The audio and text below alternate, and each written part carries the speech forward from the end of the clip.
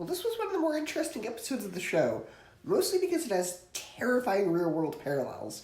So if you recall, at the end of the last episode, Cassian was sentenced to 10 years in an Imperial prison. Now, in the real world, back in 2016, I think, a high school student was on a field trip to North Korea, and he got arrested for taking a propaganda poster as a souvenir. And then he was sentenced to 15 years of hard labor in a North Korea prison. And I think he actually died after that. So that's all I could think with this episode was, yikes. The political aspects of Star Wars are still relevant. So even though this episode wasn't necessarily exciting, because there wasn't a lot of action, I enjoyed exploring Andor's journey, though, as he's stuck in this prison. This was more of a character study episode. I mean, after a month of being in this place, he's already starting to break down. And also, Andy Serkis is in this episode as a prisoner who's sort of become, like, the head prisoner, sort of keeps all the other prisoners in line, but he's not a guard, but he's just like, hey, I've only got a few years left on my sentence, but he's sort of become, like, the head prisoner.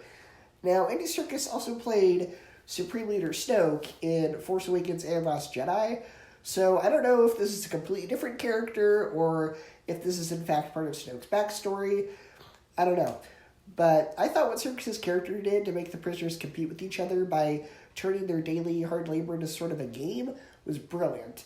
Because it's a way to pit the prisoners against each other instead of leaving them alone with their thoughts long enough to realize, wait, there's more of us than there are of the oppressors. It's a way to sort of keep them from banding together and rebelling. I mean, yeah, they have those shocks in their head, but there's only so many of those you can press at a time. I mean, eventually all the prisoners are going to rise up and attack them. That's a way to sort of keep them oppressed and make them not realize we can overcome them.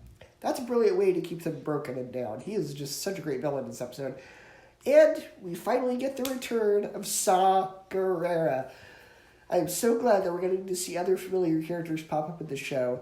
So even though this episode lacked action, I still enjoyed exploring the more psychological aspects and real-world parallels of this episode. And hey, if an episode makes you think and draw comparisons, that's still a win in my book. So what did you thought of this episode of Andor? And hey, do you think that Andy Serkis' character in this episode eventually becomes Supreme Leader Snoke, or is it just a coincidental recasting? Let me know what you guys thought.